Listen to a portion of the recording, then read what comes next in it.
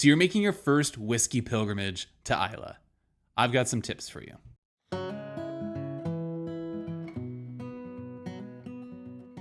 Hey guys, welcome back to Whiskey on the West Coast. My name is Matt. Islay is a magical place that many people, many whiskey lovers from around the world, make their own sort of pilgrimage to at some point in their lives. Many dream about it. I dreamt of it for many years, and luckily enough, I finally got the opportunity to visit Islay on the west coast of Scotland this past June. It was everything I dreamed it would be and more, and it's really led me to really connecting more with whiskey and the whiskey making process. It was a fantastic time. Now, with that visit fresh in my mind, I wanted to bring to you some of the things I learned on my first visit to Islay. So I have some tips, some pointers that I want to put together in a guide for you if you just happen to be planning your own first visit to Islay. Now, I'm not an expert in visiting Islay. As I mentioned, I've only just visited the first time ever. And many who are watching this may be rugged, heavily peated whiskey lovers, veterans of the Fej. And you guys will definitely have your opinions, and you'll tell me where I'm wrong on this list, and maybe you'll tell me where I'm right. But what I would suggest, again, because I've only been there once, is that if you have something to add, something you think that I missed out on mentioning or you want to correct, mention it down in the comments down below. And if you're planning your trip, check out those comments down below, because the comment section can be an absolute wealth of knowledge. Some of the best advice you'd get from any video, some of the best commentaries, oftentimes in the comment section. So please check that out below, just to keep me honest and to make sure you're planning your trip the best you can. How I'm going to do this video is I'm kind of roughly laid it out with the planning portion, what you should be trying to do before you get there, what you should be expecting on how to get there, and then some pointers, some tips on what to do once you're on Islay. Let's get to this list. First one we're going to talk about here is a really obvious one, but it's a really important one too. And it is kind of nuts and bolts planning stuff, but again, it's really key to the success of your trip, and that is plan ahead and book early. And when I'm talking about this, again, I know it's really obvious, but I'm talking about planning and booking ahead for accommodation, for ferries, for hiring a car, or your distillery tours. You want to make sure that you have these things booked well in advance. And when I'm talking about that for, say, accommodation, we started looking to book our accommodation in January of this year for June. And even at that point, it was already booking up very fast. There was only about 8 days in June that we could have booked for the amount of time we wanted to stay. So again, books up really fast for the more desirable properties. On top of that, when you're looking and talking about accommodation, you're gonna have the most selection, the most options available to you the further out. Just, it's logical, it makes sense. So if you're wanting to have a particular type of property in, say, Bowmore or Port Ellen, or maybe you're wanting to be out in the countryside on a cabin near the ocean, or perhaps renting accommodation from one of the distilleries, like the ones that Ardbeg runs, you want to make sure that you're on top of the booking schedules and can book as soon as you're sure and know when you're going to be traveling to Islay. Depending on how you're planning to get to Islay, you're going to want to, again, plan your travel arrangements early as well. So if that includes, say, a plane from Glasgow to the Islay airport, you want to make sure you book those tickets early, because they are smaller planes that fly to Islay. Furthermore, the more common method or approach, it seems to me, or at least the way we did it, was to travel by ferry from the Kennancraig ferry terminal to Islay. And that we made sure to have booked ahead of time as walk-on passengers, which it didn't seem like it would be a problem to show up as a walk-on passenger. But I know you can be turned away if it is too busy at an event, like, again, the Fej. So you want to make sure you've got those bookings in early. Also, if you're bringing your own vehicle, or even, dare I say, like a motorhome, there's limited space on these ferries. So again, make sure you book out well ahead of time. Now, once you have your accommodations booked in Islay, you probably want to start looking at when you want to be taking that ferry to Islay. So I would check the Calmac ferry website to see if they have that season's schedules, their timetables up, and see whether or not you can book a ticket already. It's not the most important thing to do right away, but you want to be on top of it and make sure it doesn't book out. So I think we booked ours about 2.5 months in advance. That worked for us, just to give you an idea. And we went in the middle of summer. So on top of that, distilleries, once again, book as early as you can, as you're able to, once you have come up with a cohesive plan for what distilleries you want to visit. Now, I'll talk a bit more about that later, but not all distilleries release their tour and tasting times and their availability, their schedules at the same time. And sometimes they release them quite late. I ran into a situation where Ardbeg hadn't actually released their tour times or schedules for the summer when I was booking mine. And what happened was I actually booked I scheduled everything around what I could control as opposed to the one distillery I couldn't. So I actually didn't take a tour at Ardbeg because it wasn't a priority on my list, and because they just simply didn't have their times available for June when I was planning. So keep that in mind. You might not have all the information you want to right away. Lastly, I want to talk about something that I had never considered before we actually arrived on Islay, and that is booking restaurants ahead of time. I hadn't even considered that, but it makes sense because the restaurants on Islay do tend to be a bit smaller. There's only so many of them on the island, and with so many tourists and so many people visiting, they can book out quite quickly. Again, limited number of tables, limited number of people that they can actually seat. So there will be takeout options from places like the pizzeria. But if you want to sit by the ocean at the restaurant, you're going to want to call ahead to book a table. It's a little bit trickier than you might think because, again, a lot of the restaurants, or I think all the restaurants on Islay, they don't have online reservation systems. So you could go ahead and try to email them to book a table. But what we did is we called ahead.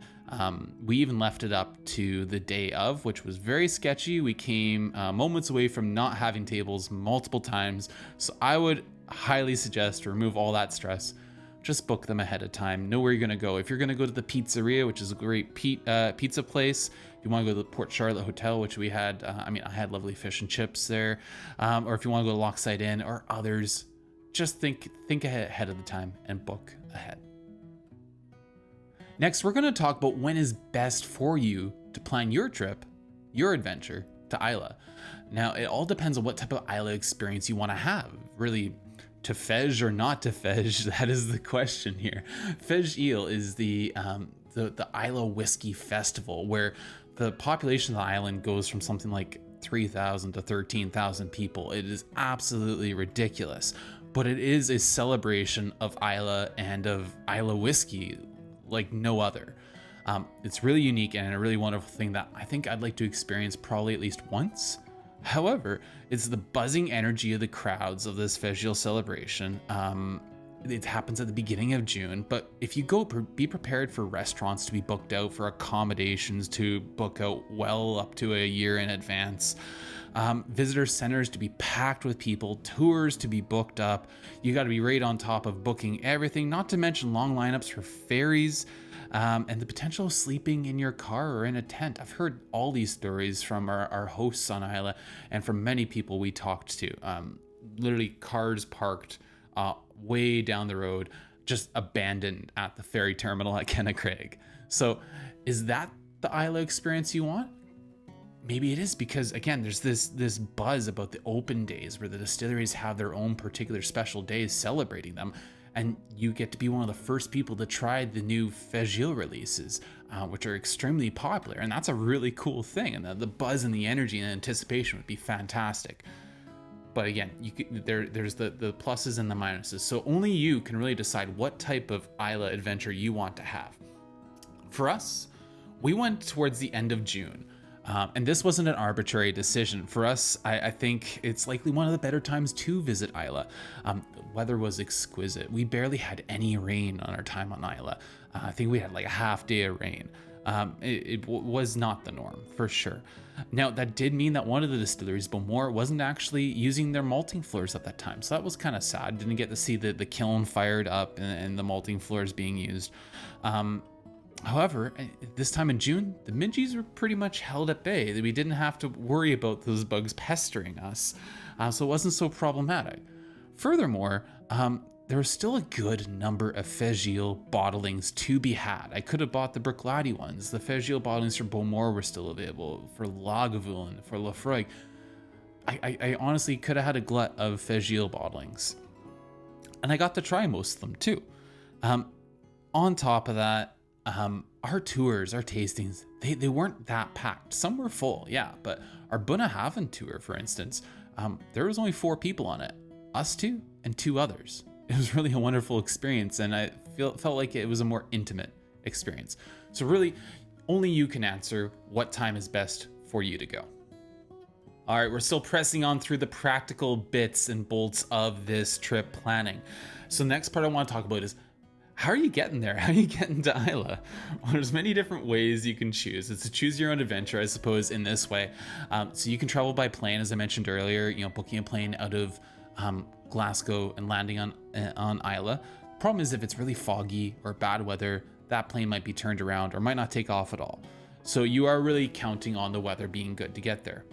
But you're also counting on the weather being good with the ferry. So if you want to drive the car up and catch the ferry at Kilchoman, or maybe take the bus and go up to Kilchoman, same sort of thing.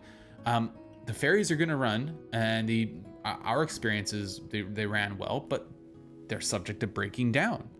There's been a lot of complaints with the Kilchoman ferries that they are unreliable, or they haven't been able to keep enough ferries on routes to actually move the people that are wanting to use them.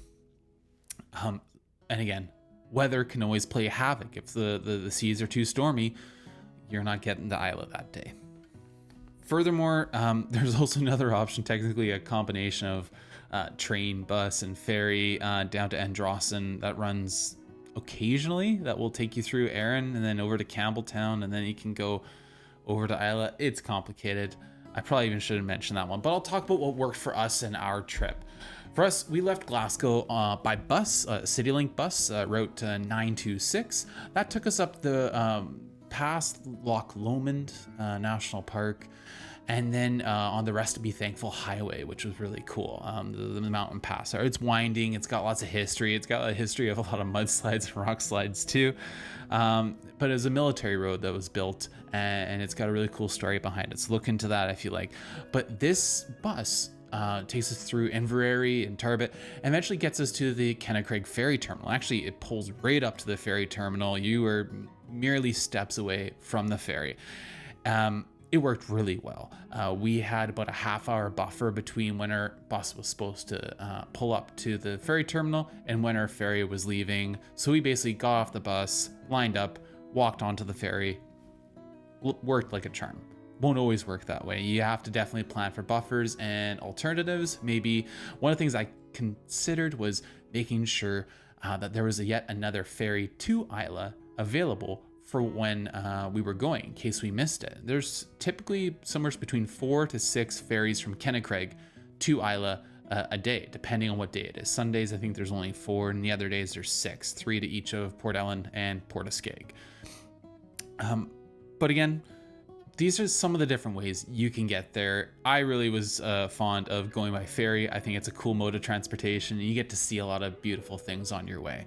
But they all have their merits, and you just have to pick the one that works best for you. So you stepped off the plane or the ferry onto Islay. You're probably wondering now, how do I get around this island? Getting around Islay can be really simple. It can also get really complicated really fast. So if you aren't bringing your own car from home, this is a natural question. How do I get around Islay? And really there's 3 or 4 ways, as I can see it, for getting around Islay. So the first one I'm going to mention is getting around by bus. Now the buses do run, and they cover a good chunk of Islay. However, they can be infrequent, and they stop running in the late afternoon, early evening, around 5:30. So if you're trying to get to multiple distilleries or make multiple tastings, it can be really tough task to squeeze it all in. And say if you're trying to get to restaurants afterwards too, not necessarily an option. Say if you're trying to get back from a restaurant. So buses, really tough one. You can do it. It can be done, but you have to plan it very well. It might be a difficult task to pull off outside of maybe the 3 Kildalton coast distilleries of Laphroaig, Ardbeg, and Lagavulin, because they're so close to Port Ellen and they're so close together. Next option I'm going to talk about is taxis. Now, taxis are a great option, but oftentimes you need to pre-book them to ensure that there's one available at your convenience when you need it. If, say, you're trying to get from one distillery to another in time for a tasting or a tour. Now, the distilleries oftentimes have the numbers displayed, so you can go ahead and call and hail a taxi in that way, but they're not exactly just going to be waiting around waiting for fares at distilleries. That's not really what you're going to find. What they are great for is that they are a great go-to if you want to get around Islay without the need for a designated driver. So that's probably their biggest advantage. Now, a few downsides are that you may be forced to leave some events, some tastings or tours early. I saw this at Bruichladdich. There was a group on a Bruichladdich warehouse tasting because they had already prearranged a taxi to bring them from Bruichladdich to I think their dinner for the evening. They actually left the warehouse tour well before it was over, which just seems tragic to me because I'd be heartbroken if I was torn away from a Bruichladdich warehouse tasting early. So that's one of the main downfalls to it. Also, they can get expensive really quick. However, if you're with a big group of friends, you can split the costs of the taxis and they really can be quite economical. So taxis, they have some benefits, they have some downsides, but a really, really great option for getting around Islay. The option that worked out really great for us was hiring a car, renting a car. And it was pricey, but incredibly convenient. It allowed us the opportunity to go ahead and explore different parts of the island at our convenience, the little nooks and crannies, the roads less traveled, as we wanted to. It also meant that we got to prioritize getting to our tours and distillery warehouse tastings as we needed them. So it was just basically we could go when we needed to go and at a moment's notice. It was fantastic. When we hired the car, they met us at the ferry terminal. Right as we got off, we just walked out, met them there, signed the paperwork, got the keys, off we went. Perfect, seamless, flawless. It was fantastic. Couldn't say enough good about it. However, there are some downsides. The aforementioned cost, the need for a designated driver wherever you're going, and for us, being North Americans, it took a little getting used to driving on what would be the opposite side of the road. So you got to consider that too. I suppose another option I really should mention is that you can go ahead and book everything, basically, almost everything for your Islay adventure through a tour company. And the tour companies will have your distillery tours booked and arranged. They'll be the ones driving you around Islay, so they've got transportation figured out, and they'll actually just be basically waiting for you to be done your distillery tour or tasting, and then they'll take you on to the next one, wherever you need to be. So they pretty much take care of everything, and they've got really good working relationship with the distilleries because they're there so often. So I'm not sure how many extra doors that opens up, but it really is a possibility. So if you want something with a lot less stress, a lot less planning, you could always book through a tour company. The one downside I see with that, other than the cost, which I'm sure it costs more money to do that because they're doing the planning for you, is that you don't get to curate necessarily what distilleries, what tours, what tastings you go on. I'm sure it's a pre-arranged sort of environment where they have a set number or a set roster of distilleries they take you to, and that's that. Planning it yourself means that you get to curate the list to what you actually want to do and see.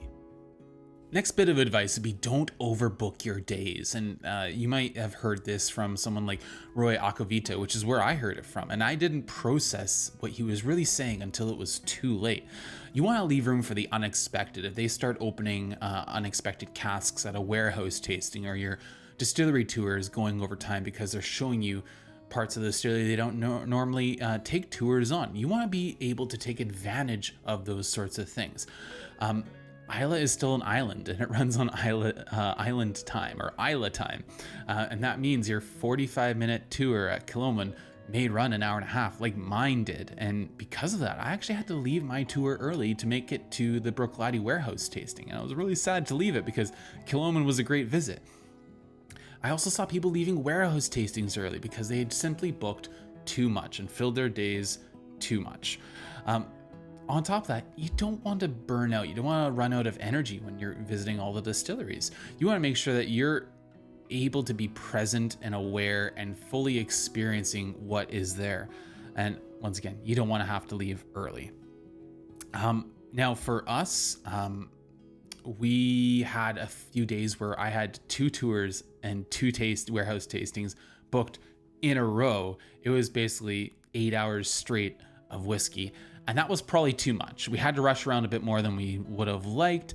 And also it was a heck of a day. If that's what you really want, go for it. Book your days up fully if you feel the FOMO that you need to get everything in. But what I think Roy really hammers home in the end was don't treat this as the trip to Islay or Scotland. Treat this as a first trip. And I think that's what we experienced anyways, because we treated it as our only possible trip to Islay and to Scotland. And coming home, we're already in our minds planning a return trip. And we have no doubt in our minds that one day we will be back to both Islay and Scotland, and we can hit up those things that we missed on our first trip. When booking distilleries, make a priority list. It's very possible, if not likely, that if you have 4 days or less to visit Islay, you're not going to get it all in. You're not going to see it all. You're not going to tour it all. And that's okay.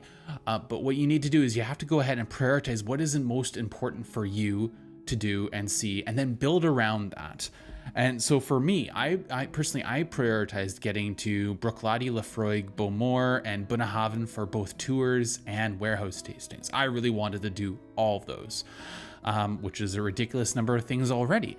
And that meant I had to sacrifice my ability to visit certain places. That I had to sacrifice going for a tour or tasting at Kilchoman, and the same for Kilchoman. I was able to go on a tour, but I couldn't do a warehouse tasting. But because I was able to structure around these priorities of these other distilleries, I was also able to slip in a tour and a warehouse tasting at Lagavulin.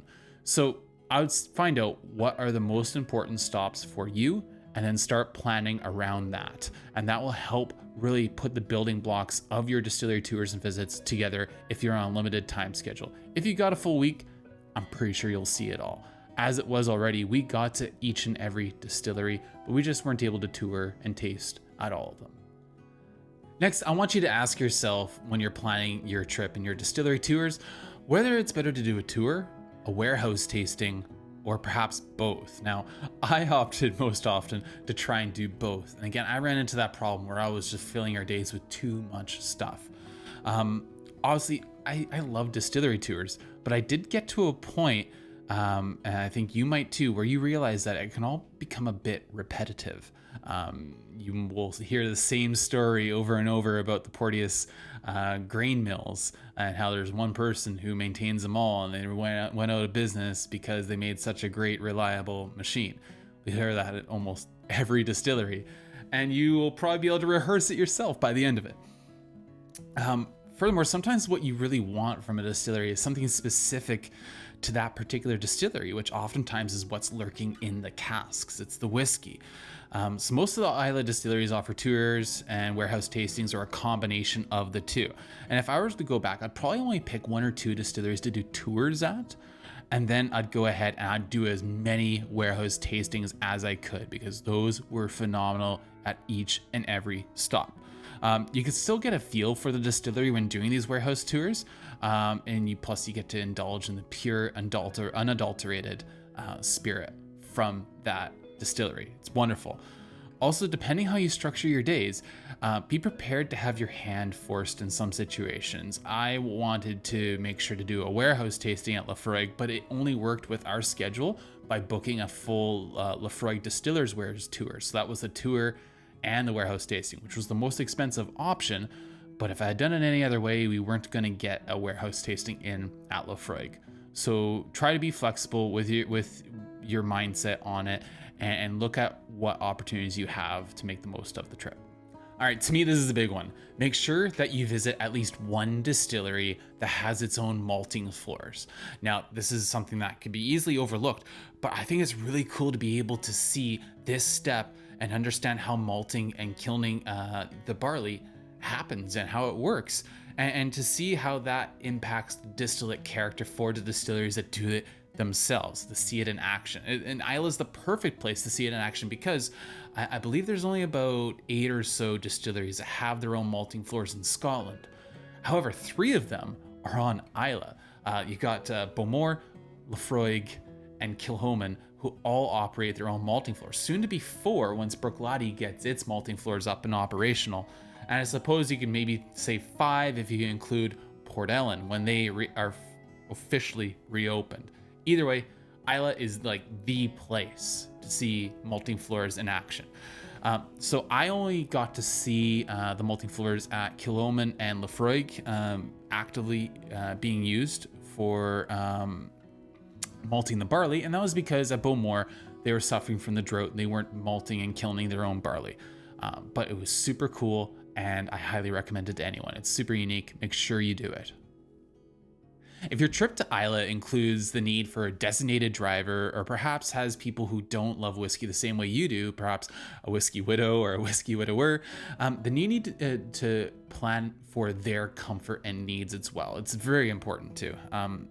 Now, for designated drivers, distilleries do a great job of preparing driver's drams. Driver's drams are small little bottles of whatever is being poured at a warehouse tasting or on a distillery tour that the designated drivers can take home with them so they can enjoy it safely. They do a great job, the distilleries in Islay, of making sure that those who are keeping us safe are well taken care of as well. And oftentimes, the pours that the drivers get as driver's drams are often bigger than the ones that are handed out to those who are actively taking part in the tastings. So that is a great thing.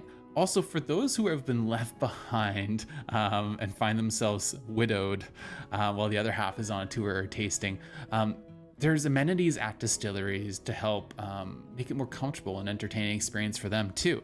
Kilchoman has a lovely and large visitor center with really comfortable seating, great views. It's very spacious, it's open, has a top-notch gift shop, and a fantastic cafe and restaurant for food, soup, coffee. Great experience there for those who aren't there for the whiskey. On top of that, Ardnahoe, same sort of thing. Their cafe and restaurant has an amazing view of the ocean and of the Paps of Jura, and their gift shop is top notch. I think it was Kyla's favorite gift shop on our trip to Islay. And Laphroaig, they actually had a good amount of seating, and they had complimentary coffee, which I needed. I had a caffeine withdrawal, a headache from skipping coffee that day. So that saved the day for me. And it also kind of helped sober me up after maybe a few too many drams on the warehouse tasting. I know Kyla enjoyed the coffee too, and it has a lovely view with comfortable seats. Ardbeg has an outdoor cafe, the Ardbeg Cafe, that has some good eats as well. These are all important things to keep in mind when you're touring around Islay with someone else who might not be there for the whiskey, but might be there for you instead.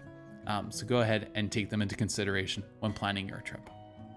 Once you're there on Islay, you're probably going to be wondering what to purchase. There is more options than you will know what to do with. If you're like me and traveling from somewhere that restricts how much you're able to bring back, 1.14 liters of liquor, yeah right, Canada, I can't do that, then you want to be very careful in selecting what you actually are bringing home with you. And only you can decide what is actually worth buying to purchase to bring home for your own collection. However, I'll share my strategy and my reasoning behind the whiskeys I picked and the purchases I made. I focused on bottlings that were not from core ranges of the distilleries I was visiting, regardless of whether or not I could buy them in my home country or if they were much cheaper than the price I can purchase them here. Rather than the core range, I focused on bottlings that were specific to my trip. So like single casks that I could pour directly from the cask that would only exist for those who traveled to Islay either at the exact same time as me or in and around the dates I traveled. I focused on distillery exclusives, single casks, and some very extremely limited Fegil bottlings that again would be only available if you did the same trip as me essentially. I wanted things that were directly tied to the trip so that I could go ahead and relive the trip and remember it whenever I wished to.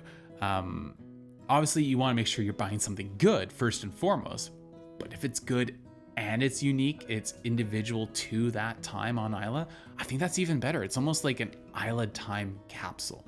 That's the way I approached it. Find a strategy that works for you, but this is what I did, and I'm thrilled with what I brought home. And if you want to see what I brought home, there's a separate video. I think it's called Too Much Whiskey, no such thing, or So Much Whiskey. Either way, it details what I brought home from Islay and Campbelltown.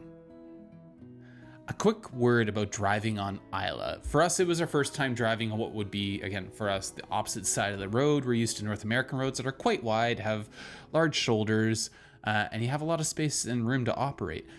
Not so much on Islay. Roads were quite narrow. There really was no shoulder to speak of. Instead, you had either sharp, jagged rocks that were looking to chew up a tire, or maybe a ditch you'd plunk your car into and miss the next distillery tour.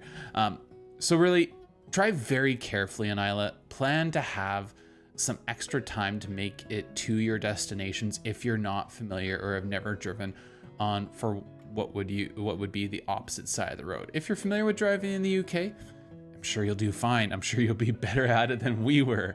However, yeah, just use caution, use common sense, and give yourself some extra time to get around so you're not rushing.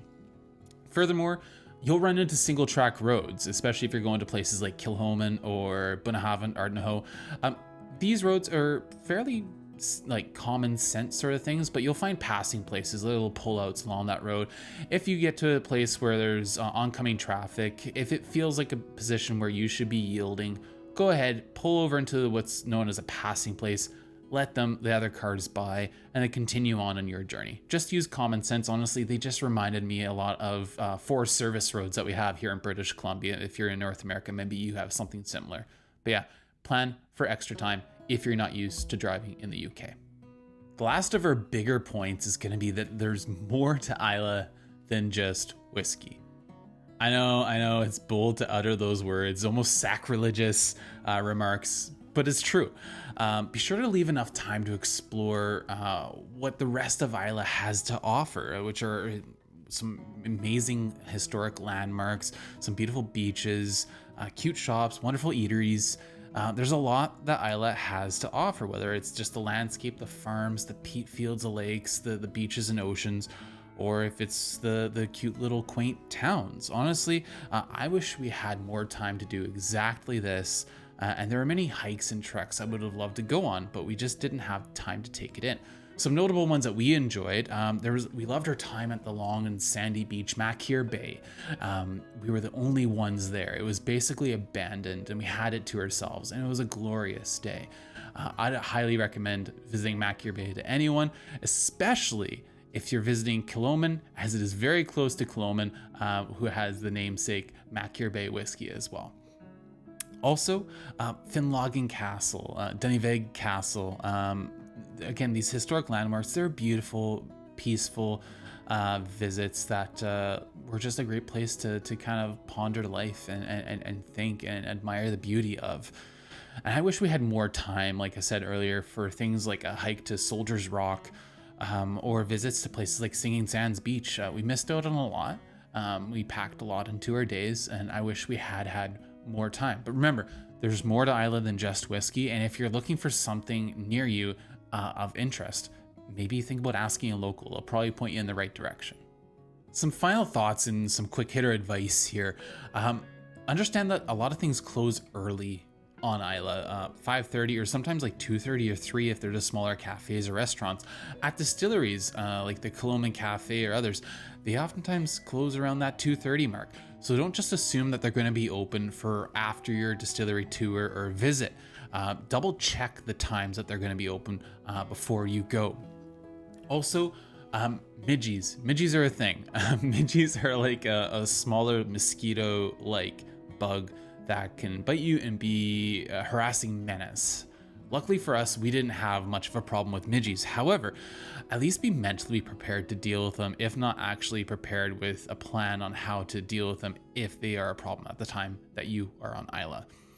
Furthermore, don't skip out on the Cal Mac Ferry mac and cheese. I believe that was Kyla's favorite meal of the entire trip. So much so that she was thrilled to have a second opportunity to have it when we were on the ferry from Oban, from Mull back over to Oban.